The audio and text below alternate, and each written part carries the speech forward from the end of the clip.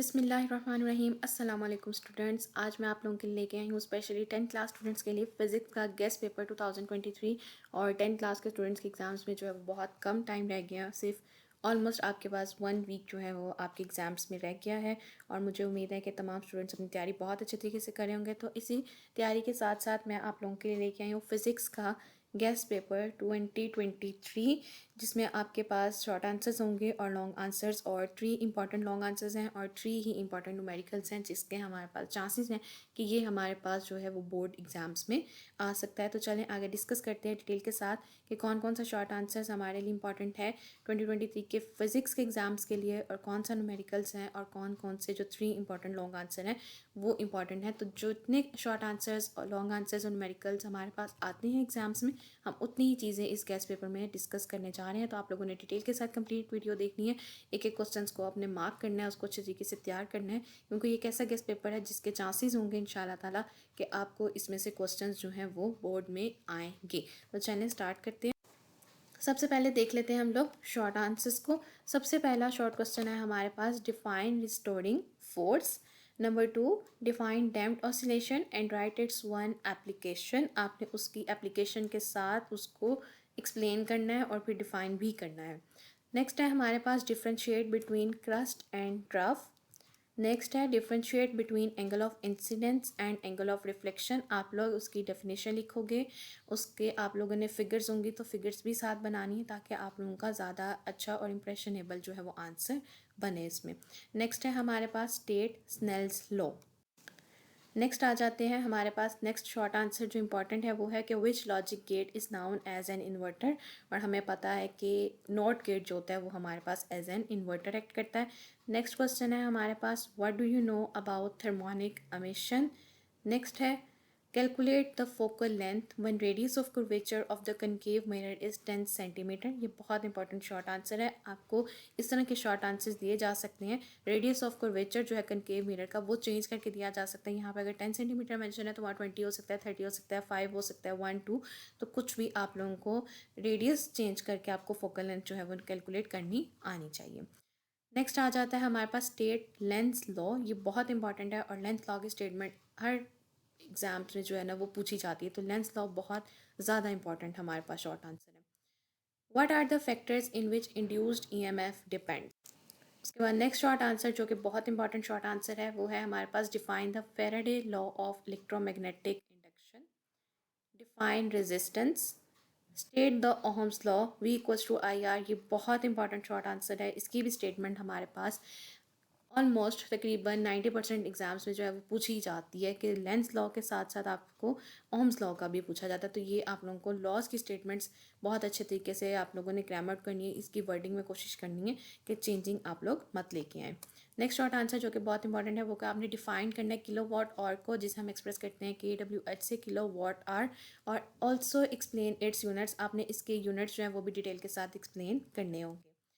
What do you know about email? Also write its advantages.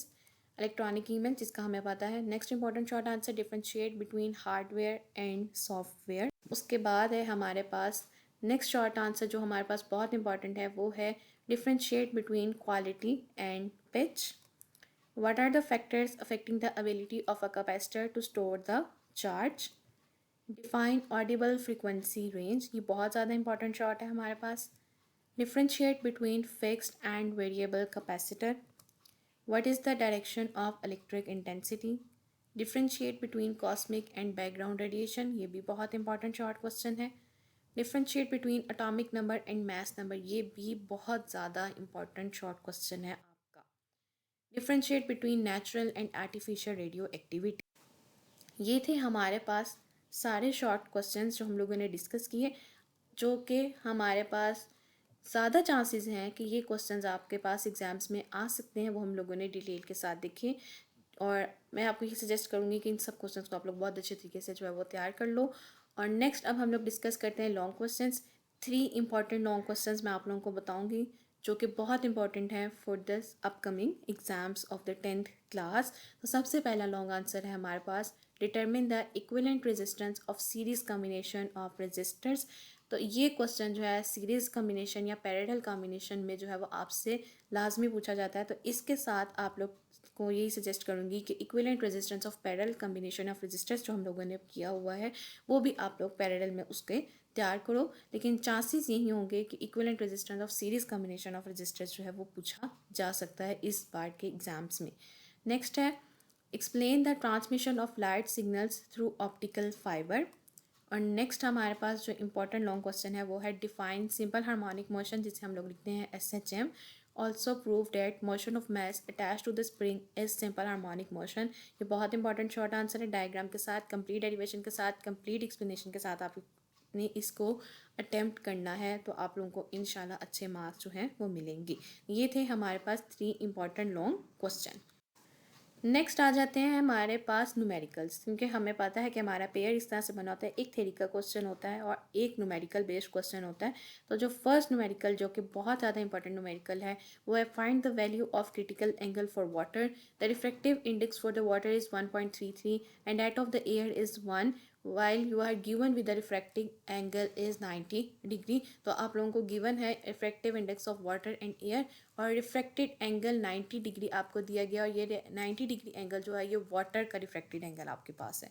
Next आ जाते हैं जो कि बहुत इंपॉर्टेंट न्यूमेरिकल है, ये भी carbon 14 has a half life of 5730 years. How long will it take for the quantity of carbon 14 in a sample to drop to 1/8 to the initial quantity.